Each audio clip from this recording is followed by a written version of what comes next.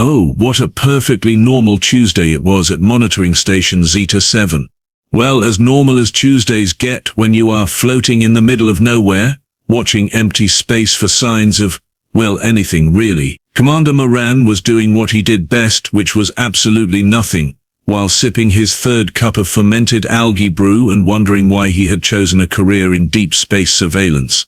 The monitoring station hummed with the kind of boring efficiency that made you question your life choices. Banks of sensors swept the void, their displays showing the usual collection of space debris, wandering asteroids, and the occasional merchant vessel that had taken a wrong turn somewhere around the Andromeda sector. Quartermaster A, whose actual name was unpronounceable in most languages, was busy cataloguing supply requisitions with the enthusiasm of someone counting grains of sand on a beach. Another thrilling day in paradise, Moran muttered, his 4 eyes scanning the tactical displays with practiced disinterest. The Zephyrian had been stationed here for 3 rotations now, and the most exciting thing that had happened was when a space whale had wandered into their sensor range last month. Even that had turned out to be a false alarm, just a particularly large piece of frozen sewage from a passing freighter. Admiral Vashy, a towering cromnite with skin that looked like it had been carved from blue granite, loomed over the main console like a statue of perpetual disappointment. His species was known for their military precision and their complete inability to understand humor, which made him absolutely delightful at parties. Not that there were many parties on a monitoring station in the middle of nowhere. Status report, Vashy rumbled, his voice carrying the weight of someone who took his job far too seriously. Same as always, Admiral, Moran replied, not bothering to look up from his displays. Empty space doing what empty space does best, being empty. Quartermaster A clicked his mandibles in what might have been amusement, though with insectoid species, it was always hard to tell. The Klaxon had been managing supplies and logistics for the past decade, and had developed a kind of dry wit that comes from dealing with bureaucracy for too long. That was when the proximity alarms decided to ruin everyone's day. Beep, beep, beep. The monitoring station erupted into a symphony of electronic panic. Red lights flashed, displays flickered to life, and suddenly everyone remembered they were supposed to be doing something important. What in the 7 hells of Mortius is that? Moran yelped, his 4 eyes suddenly very interested in the tactical display. The main screen showed a contact, moving fast and heading directly toward their position.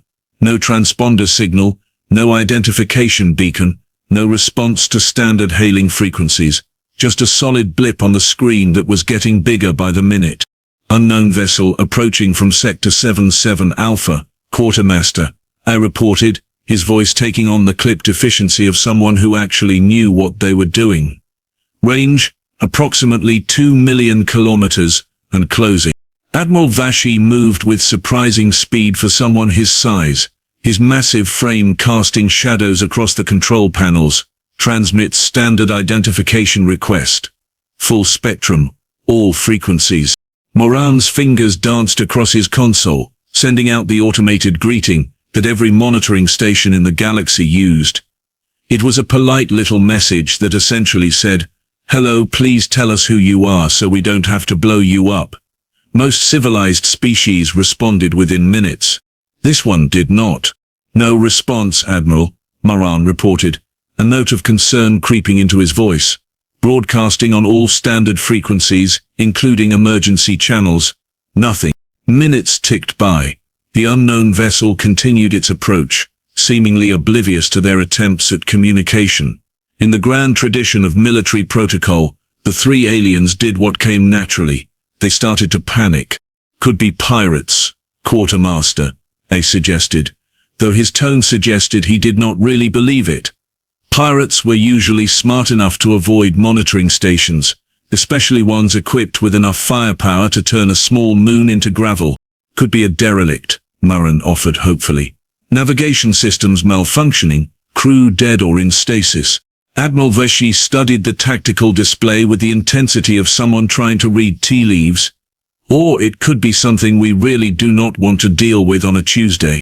The proximity alarms continued their cheerful song of impending doom, and somewhere in the depths of space an unknown vessel, continued its steady approach toward 3 aliens who were about to have their day thoroughly ruined. 27 minutes of increasingly frantic hailing attempts later, the universe decided to answer back. And oh, what an answer it was. The communications array crackled to life with a burst of static that made everyone's hearing organs ache. Then, through the interference came a voice, a terrifyingly casual, almost bored voice that spoke in perfect galactic standard with just a hint of an accent that made Moran's blood turn to ice water. Unknown monitoring station.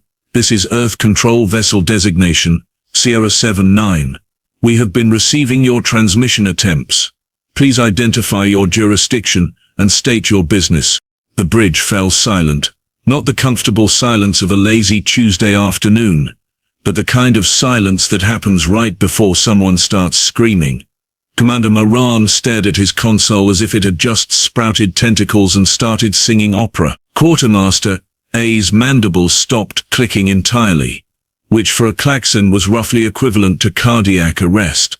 Admiral Vashy, to his credit, managed to maintain his composure for approximately 3 seconds before his blue granite skin went several shades paler. Did they just say Earth Control? Moran whispered, his voice barely audible over the humming of life support systems. Oh, wonderful, Quartermaster, I muttered, his compound eyes scanning frantically across his supply manifests as if checking whether they had enough emergency rations to survive the next few hours. Just absolutely wonderful. Of all the species in the galaxy, it had to be them. You see, there are certain names that strike fear into the hearts of civilized beings throughout the galaxy. The Void Hunters of the Crimson Nebula, the Death Cults of Zirion Prime, the Tax Collectors from the Galactic Revenue Service. But none of those inspired quite the same level of pants-wetting terror as 2 simple words, Earth Control. Humans, bless their psychotic little hearts, had earned a reputation that made hardened pirates change course and find safer occupations like professional volcano diving. It was not that they were the strongest species in the galaxy, though they were certainly no pushovers. It was not that they had the most advanced technology, though their tendency to weaponize literally everything was genuinely impressive. No, what made humans truly terrifying was their complete and utter refusal to acknowledge that something was impossible until after they had already done it. Take the Battle of Kepler Station, for instance. Conventional military wisdom said that you could not defeat a fleet of 30 warships with a single mining vessel and a cargo hold full of industrial fertilizer. Humans had looked at conventional military wisdom, laughed, and proceeded to turn half the attacking fleet into very expensive fireworks. The other half had surrendered immediately upon realizing they were dealing with a species that considered physics more of a suggestion than a law. Or the infamous diplomatic incident at Centauri Prime, where a human ambassador had responded to a declaration of war by challenging the entire enemy high command to a drinking contest. The fact that humans had won that particular conflict through strategic alcohol poisoning had become the stuff of legend, and not the good kind of legend. Admiral Vashy activated his emergency protocols with the kind of grim determination usually reserved for preparing last wills and testaments. His massive fingers flew across the communication panel, sending priority alerts to every military installation within 50 light-years. Emergency transmission to Fleet Command, he announced, his voice carrying the weight of someone about to deliver very bad news. Code Red Alpha, human vessel, detected in our territorial space. Requesting immediate backup and possibly a very large insurance policy. The response came back faster than anyone expected, which was never a good sign in military communications. Fleet Command, to Zeta-Seven. Admiral Drahorn is being notified immediately. Do not, repeat, do not engage the human vessel under any circumstances. Maintain safe distance and try not to do anything that might be interpreted as hostile, including but not limited to breathing loudly, looking at them funny, or existing in a threatening manner. Acknowledged, Fleet Command, Vashy replied, though his tone suggested he was not entirely sure how one went about existing in a non-threatening manner. The communication channel crackled again, and that terrifyingly casual human voice returned.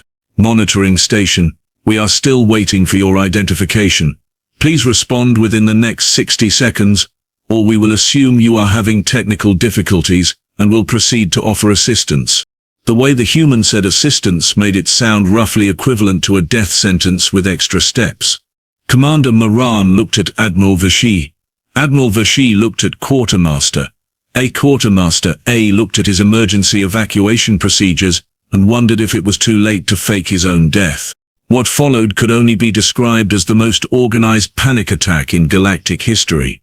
Within the span of 30 minutes, monitoring station Zeta-Seven went from being a quiet backwater posting to the center of the largest multi-species military response since the Great Pickle War of Admiral Drahorn's emergency broadcasts had reached every corner of the sector, and apparently nobody wanted to miss the opportunity to collectively wet themselves over the presence of a single human vessel. The first to arrive was Judge Quintara of the Hegemony Courts. Her sleek silver ship dropping out of hyperspace with the kind of dramatic flair that suggested she had been practicing her entrance. Status report. Quintara's voice crackled over the communication array, her tone carrying the authority of someone who was used to having people executed for minor infractions like incorrect paperwork. The Zelthari were known for their legal expertise and their complete inability to understand the concept of mercy, which made them absolutely delightful neighbors. One human vessel, designation Sierra 79.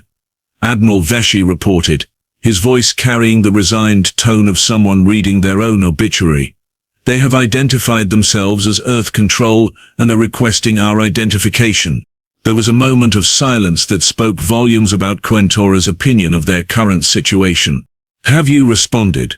she asked, though her tone suggested she already knew the answer and disapproved of it strongly.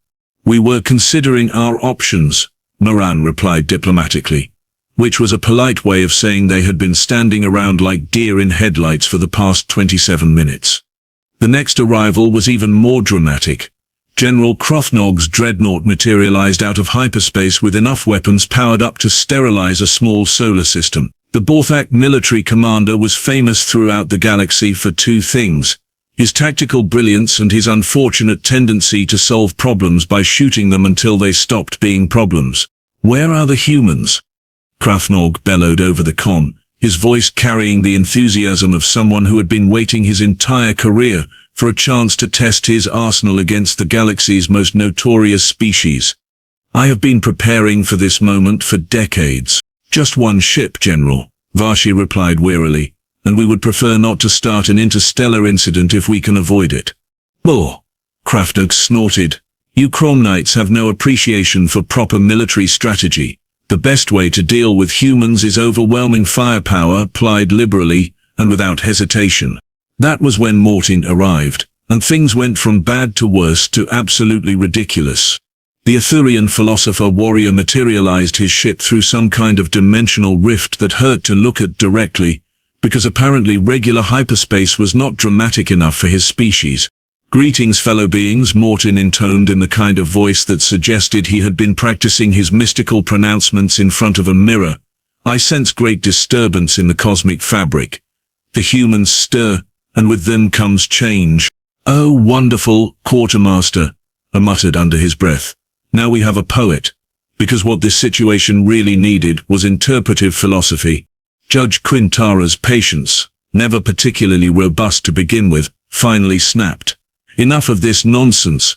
We have a human vessel in our territory, and we need to decide how to proceed before they get bored and decide to conquer something. I vote we shoot first, and ask questions later," General Krofnog announced cheerfully.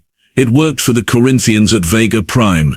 The Corinthians were completely annihilated at Vega Prime, Mortin pointed out with the kind of calm that suggested he found the irony amusing. "Exactly my point," Krofnog replied, apparently missing the irony entirely.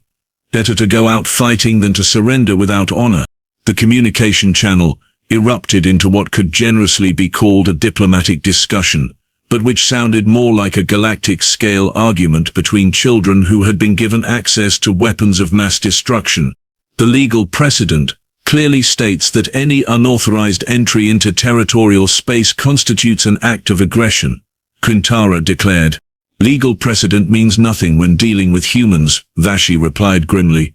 They have a disturbing tendency to rewrite legal precedent with explosives. Perhaps we should consider the philosophical implications of our response, Morton suggested. The humans represent a fundamental force of change in the universe. To oppose them directly may be to oppose the natural order itself. The natural order can go stuff itself, Krafnog announced. I have missiles that can crack planets, and I intend to use them. Commander Moran listened to this exchange with growing horror, realizing that he was witnessing the formation of the most dysfunctional military alliance in galactic history. A legalistic judge who solved problems with bureaucracy, a general who solved problems with explosion, a philosopher who solved problems by talking them to death, and an admiral who solved problems by following regulations that had been written by committees of other people who had never actually encountered the problems in question. Meanwhile, the human vessel continued its steady approach, apparently unconcerned by the growing fleet of alien warships that had gathered to stare at it nervously. Right, Admiral Vashy announced with the weary resignation of someone about to make a decision that would probably get him court-martialed. Here is what we are going to do. We form a temporary alliance, present a united front, and try to negotiate with the humans without anybody getting blown up, conquered, or psychologically traumatized. Temporary alliance, acknowledged. Quintara replied stiffly. Alliance confirmed, Krafnog agreed reluctantly, though his tone suggested he was already planning which targets to hit first when the shooting started. I accept this alliance as a cosmic necessity, Morton intoned dramatically, because apparently even military coalitions needed interpretive commentary. And so it was that 4 of the galaxy's most powerful military leaders formed an alliance based on their shared terror of a single human vessel that had done nothing more threatening than ask for identification. Admiral Vashy took a deep breath that sounded like a mountain preparing to collapse, and opened a channel to the human vessel. The next few minutes would either go down in history as a triumph of diplomacy, or as the last recorded words of 5 very stupid aliens. Earth Control Vessel Sierra 7-9.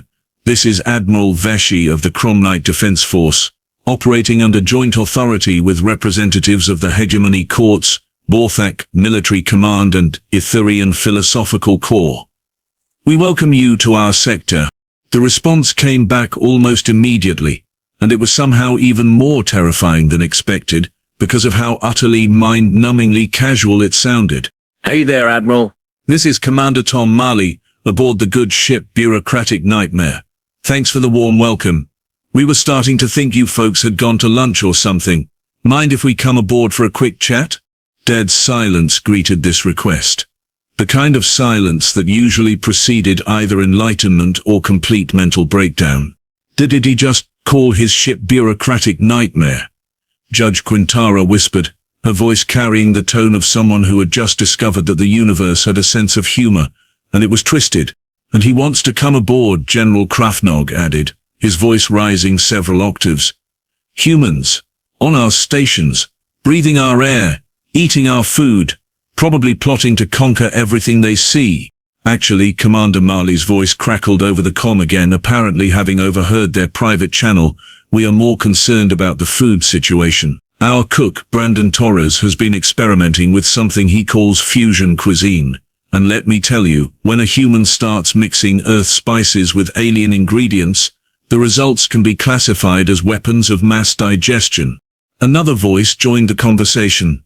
This one female and carrying the kind of cheerful enthusiasm that suggested its owner was either completely innocent or completely insane. Hi everyone, Amy Kowalski here, ship's diplomat and part-time navigator. Commander Marley is being modest about Brandon's cooking. Last week he made something that actually achieved sentience before we could eat it. We had to negotiate a peace treaty with our dinner. The assembled alien fleet digested this information with varying degrees of horror and confusion. They negotiated with their food, Morton asked, his philosophical mind apparently struggling to process this concept. Standard procedure, another human voice chimed in, presumably the infamous Brandon Torres. Rule number 1 of experimental cooking: if it starts talking back, it gets diplomatic immunity. Rule number 2, if it starts forming political opinions, we promote it to crew member. Commander Moran felt a headache forming behind all four of his eyes. Are you saying you have sentient food items serving on your crew? Just Larry, Commander Marley replied casually. He is our backup communications officer now. Turns out a casserole made with Andromedan thought crystals develops some pretty impressive telepathic abilities. Who knew? The alien fleet took a moment to process the fact that humans had apparently created sentient life through cooking accidents, and then given it a job. But anyway, Amy Kowalski continued brightly, we're not here to chat about our catering disasters. We have got official business to discuss. Nothing too dramatic, just a small administrative matter that needs sorting out. General Kraftnog's weapon systems powered down slightly, though he kept his finger hovering over the trigger controls. Administrative matter? Oh yes, Commander Mali confirmed. See, we have been having this ongoing dispute with the Galactic Postal Service. Apparently they have been misdelivering our mail to this sector for the past 6 months, and we finally tracked down where it has been ending up. Another silence. This one had a distinctly different quality to it, the kind of silence that happens when your brain tries to process information that is so mundane it actually becomes surreal. Mail, Judge Quintara repeated slowly, as if the word were in a foreign language. You assembled a fleet response over mail. Well, not just any mail, Amy explained helpfully. We are talking about tax forms, legal documents, subscription renewals for Cosmic Geographic, and most importantly, my grandmother's birthday card. She will never forgive me if I miss her 200th birthday because of postal incompetence. Your grandmother is 200 years old? Admiral Vashy asked, momentarily distracted from the crisis at hand. Oh, she is a cyborg, Brandon Torres chimed in. Had most of her original parts replaced after she got into that argument with a fusion reactor. Long story. The point is, she gets very cranky when people forget her birthday, and trust me, you do not want to deal with a cranky 200-year-old cyborg grandmother. Quartermaster A was frantically checking his records, his mandibles clicking in a pattern that suggested either extreme agitation or the early stages of a nervous breakdown. I show no record of any misdelivered postal items in our sector. That is because they have been delivered to monitoring station Zeta-6 instead of Zeta-7, Commander Marley explained patiently. Simple clerical error. Happens all the time when you have a postal system that spans 17 galaxies. We just need to swing by and pick up our mail, maybe file a complaint with the postmaster, and we will be on our way. The alien leaders exchanged glances that spoke volumes about their current mental state. Here they were, the combined military might of 4 major civilizations, assembled to face what they had assumed was an invasion force. Instead, they were dealing with humans who wanted to complain about mail delivery. So, General Kraftnog said slowly, his voice carrying the tone of someone whose entire worldview was crumbling. You are not here to conquer our territories, enslave our populations, or steal our resources. Oh heavens no, Amy laughed. We already tried the whole galactic conquest thing back in the 23rd century. Turns out, running an empire is a massive headache. Too much paperwork, too many time zones to keep track of, and do not even get me started on the tax implications. Plus, Brandon added, most alien food is terrible, no offense. Some taken, Morton replied dryly. Commander Marley's voice took on a more serious tone, though it still carried that casual confidence that made aliens nervous. Look, we understand that our reputation precedes us. Yes, we have had some incidents in the past, but these days we are mostly focused on peaceful pursuits, like scientific research, cultural exchange, and making sure the Galactic Postal Service does its job properly. Because nothing, Amy added cheerfully, and I mean nothing, is more dangerous than a human who is not getting their mail on time. The assembled alien fleet hung in space, weapons powered down but still ready, while their commanders tried to wrap their minds around the concept that the most feared species in the galaxy had mobilized a warship to deal with postal issues. It was like discovering that the boogeyman was actually just looking for his lost socks. Wait, Judge Quintara said, her legal mind finally catching up with the conversation. If this is about misdelivered mail, why did you not simply contact the postal authorities directly? Why bring a military vessel into our territory? There was a pause on the human channel, followed by what sounded suspiciously like someone clearing their throat in embarrassment. Well, Commander Mali began, his voice losing some of its casual confidence. That brings us to the slightly more complicated part of our situation. More complicated, how? Admiral Vashy asked, though his tone suggested he really did not want to know the answer.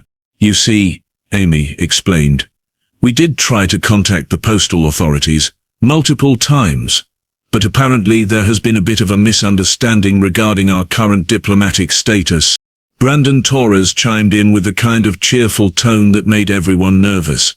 Turns out when you accidentally blow up the Galactic Postal Service headquarters during what was supposed to be a peaceful delivery of experimental pastries, they get a little touchy about taking your calls. The silence that followed this revelation was so profound that several nearby stars seemed to dim in sympathy. You blew up postal headquarters? Mortin said slowly, his philosophical mind struggling to process this information. With pastries. Experimental pastries, Amy corrected helpfully. Brandon was trying to create a dessert that would adapt to different species' taste preferences. Unfortunately, he used some unstable quantum flavoring compounds, and well, the building is fine, Brandon protested. Mostly. I mean, it is still there. Technically. The fact that it is now shaped like a giant pretzel and occasionally hums show tunes is purely cosmetic. Commander Moran felt his sanity slipping away one neuron at a time. So you are telling us that you transformed the Galactic Postal Service headquarters into a singing pretzel, and now they will not take your calls? That is a gross oversimplification, Commander Mali replied defensively. The singing only happens on Tuesdays, and only during lunch hour. Plus the staff actually seem to enjoy the show tunes. We got several positive reviews before they banned us from all postal facilities. General Krafnog powered down his weapon systems completely, apparently deciding that if he was going to have a mental breakdown, he might as well do it safely. And this led you to what exactly? Well, Amy said brightly, since we could not go through official channels, we decided to handle the mail pickup ourselves. But since humans are technically banned from most postal facilities, we had to classify this as a military operation to get the proper clearance codes. Which explains the warship, Commander Mali added. Also, Brandon insisted on bringing his experimental kitchen, which requires a Class 7 containment unit, and 3 backup power cores. Safety first, Brandon declared cheerfully. You never know when you might need to negotiate with your lunch. The pieces of this insane puzzle were finally falling into place, and the picture they formed was somehow both more and less terrifying than anyone had imagined. So to summarize, Judge Quintara said, her voice carrying the tone of someone reading a death warrant. You are here because you want to pick up your mail, but you cannot do it through normal channels because you accidentally transformed postal headquarters into architectural confectionery. So you brought a military vessel to intimidate the local postal workers into compliance. When you put it like that, it sounds almost reasonable, Mortin observed. It does not sound reasonable at all. Admiral Vashy exploded. It sounds like the most convoluted, bureaucratic nightmare in galactic history. Hence the name of our ship, Commander Mali replied cheerfully. The tension that had gripped the alien fleet for the past hour began to deflate like a punctured balloon. What had started as a potential first contact disaster was turning into the most elaborate mail delivery service call in recorded history. Fine, Admiral Vashy said, his voice carrying the resignation of someone who had given up trying to understand the universe. What exactly do you need from us? Just a simple escort to monitoring station Zeta-6, Amy explained. We pick up our mail, file our complaint with the local postmaster, maybe grab some lunch if there are any good restaurants in the area, and then we are on our way. And if the postmaster refuses to cooperate, General Krafnog asked, his military mind still focused on potential complications. Then we file a formal complaint with the Regional Postal Administration, Commander Mali replied. Standard procedure. Though I should mention that our complaint forms are filled out in triplicate and require 17 different stamps, so it might take a while. Quartermaster A, who had been silently calculating the logistics of this operation, finally spoke up. How much mail are we talking about exactly? Oh, not much, Brandon replied casually. Maybe 6 months worth of correspondence for a mid-level Earth colony. So probably around 40,000 items, give or take a few hundred packages.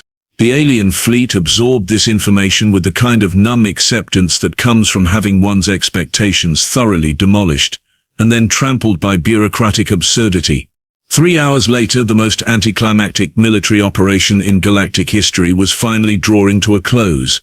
The human vessel Bureaucratic Nightmare sat alongside monitoring station Zeta-6, its cargo bays now stuffed with enough misdelivered mail to keep a small army of postal workers busy for months. Commander Moran watched the proceedings through his tactical display with the kind of detached fascination usually reserved for watching natural disasters unfold in slow motion. The humans had been disturbingly efficient in their mail collection, sorting through 6 months of accumulated correspondence with the precision of a military operation and the cheerfulness of a neighborhood block party. Well, that was certainly educational, Judge Quintara announced over the communication channel, her voice carrying the tone of someone who had just discovered that the universe's legal system was even more broken than she had previously thought. I will need to file approximately 700 incident reports when I get back to headquarters. At least you get to file reports, General Krafnog grumbled, his massive dreadnought hanging in space like a disappointed parent. I powered up enough weapons to sterilize a solar system, and the most exciting thing that happened was watching humans organize mail by zip code. My crew is never going to let me live this down.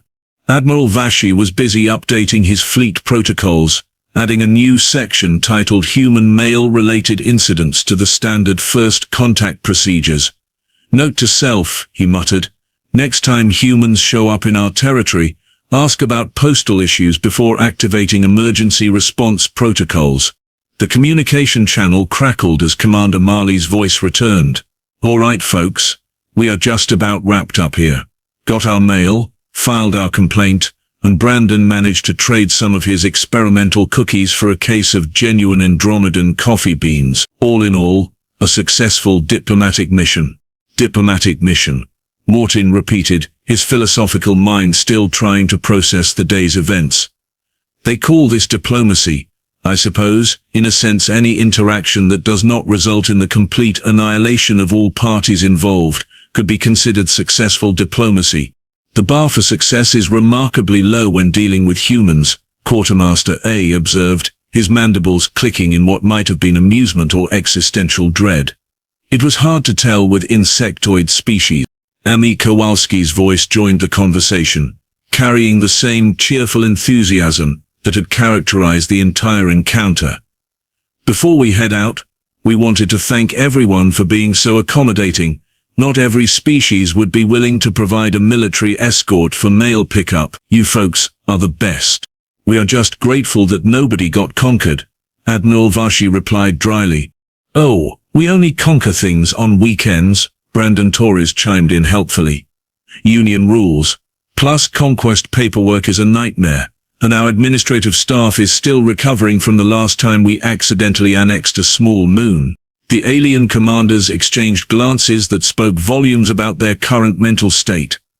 Here they were, some of the most experienced military leaders in the galaxy, and they had just spent an afternoon facilitating what amounted to the universe's most complicated postal service corps. Before you leave, Judge Quintara said, her legal mind apparently unable to let go of certain details, I have to ask, what was in your grandmother's birthday card that made it worth mobilizing a warship? There was a pause, followed by what sounded like muffled laughter. Oh, that, Amy replied. Turns out Grandma Marley sent Commander Marley the deed to a small planet she won in a poker game. She figured he might want to add it to his collection. Collection? Several alien voices asked in unison. Yeah, Tom collects planets, Brandon explained casually. It is a hobby. He has got 17 so far, mostly uninhabited ones, uses them for weekend camping trips. The alien fleet processed this information with the kind of resigned acceptance that comes from having one's worldview systematically demolished over the course of an afternoon. Of course he does, Admiral Vashy muttered. Because owning planets as a hobby is perfectly normal human behavior. Speaking of which, Commander Marley added, If any of you folks know of any nice planets for sale, let me know. I am looking for something with good beaches and maybe a decent ski resort. Nothing too fancy. As the human vessel began powering up its engines for departure, the assembled alien fleet remained in formation, not quite ready to believe that the crisis was actually over. Bureaucratic nightmare to Allied fleet, Commander Moran announced formally. We are departing the sector now. Thanks again for the escort service, and sorry about the whole misunderstanding. We will try to give you more advance notice next time we need to collect mail in your territory. Next time, General Krafnog repeated faintly. Oh sure, Amy confirmed cheerfully. We have got subscriptions to about 40 different magazines, plus Brandon keeps ordering cooking supplies from vendors all over the galaxy. This kind of thing happens more often than you might think. The human vessel began moving away from the monitoring station, its engines leaving a trail of exotic particles that sparkled like cosmic glitter in the void of space. Well, Moran observed philosophically, I suppose we have learned something valuable today about the nature of the universe and our place within it. What is that? Admiral Vashy asked wearily.